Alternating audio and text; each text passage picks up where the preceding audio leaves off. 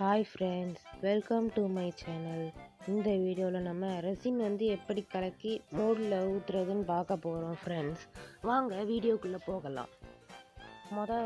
நான் resin கலக்கிக்கிறேன் friends. எனக்கு resin கலக்கிறதுக்கு என்கிட்ட 2:1 ரேஷியோவில் உள்ள ரெசின் இருக்குது. நான் அதனால் 2:1 ரேஷியோவில் உள்ள ரெசின் கலக்கிக்கிறேன். உங்கள்கிட்ட என்ன ரேஷியோவில் உள்ள ரெசின் இருக்கோ அந்த ரேஷியோவில் உங்களுக்கு ரெசின் கலக்கிக்கோங்க ஃபஸ்ட். எப்போவுமே கலக்கும்போது சேஃப்டி ப்ரிகாஷன்ஸ் முக்கியம் ஃப்ரெண்ட்ஸ். ஏன்னா எப்போவுமே நீங்கள் மாஸ்கையும் ஹேண்ட் க்ளவுஸையும் போட்டுக்கோங்க. அது ஸ்கின்னில் பட்டால் ஸ்கின்னுக்கு டேஞ்சர்.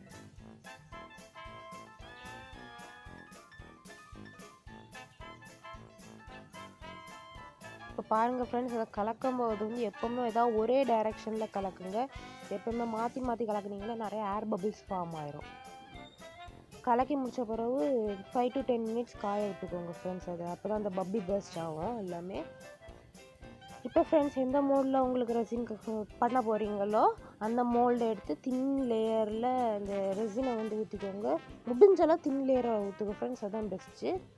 ஊற்றின பிறகு அதில் உங்களுக்கு அந்த எந்த ஃபோட்டோவை வைக்கணுமோ வச்சுட்டு அந்த ஃபோட்டோ இந்த ரெசினுக்குள்ளே முங்குற அளவுக்கு வச்சுக்கோங்க. ஃபோட்டோ மெதுவாக வைக்கணும். அந்த ஃபோட்டோக்குள்ளே ஏர் பபிள்ஸ் ஃபார்ம் ஆகிடக்கூடாது. வச்சு மேலே விட்டுருங்க ஃப்ரெண்ட்ஸ். இதை நல்லா இனி ரெசினை காய விடணும் ஃப்ரெண்ட்ஸ்.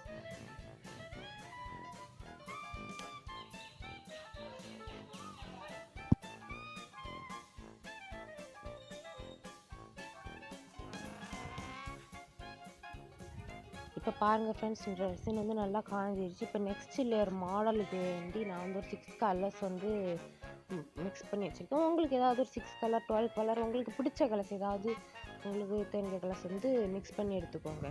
இப்போ அந்த மாடலுக்காக அந்த நம்ம காய வச்சுருந்தோம்ல அதுக்கு மேலே அப்படியே சைடு எல்லாம் சுற்றி சைட்லேயுமே இதை ரெசினை ஊற்றிக்கோங்க.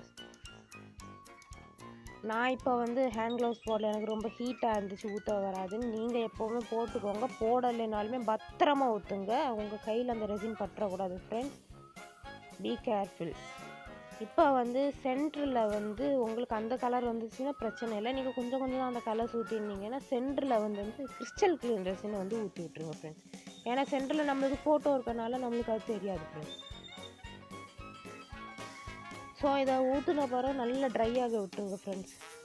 ட்ரை ஆன பிறகு பார்க்கலாம். நான் சின்ன டிசைனுக்காக அதை ஒரு சுற்றி விட்டுக்கிட்டேன் ஃப்ரெண்ட்ஸ். அது டிசைனாக வரல, பிரச்சனை இல்லை.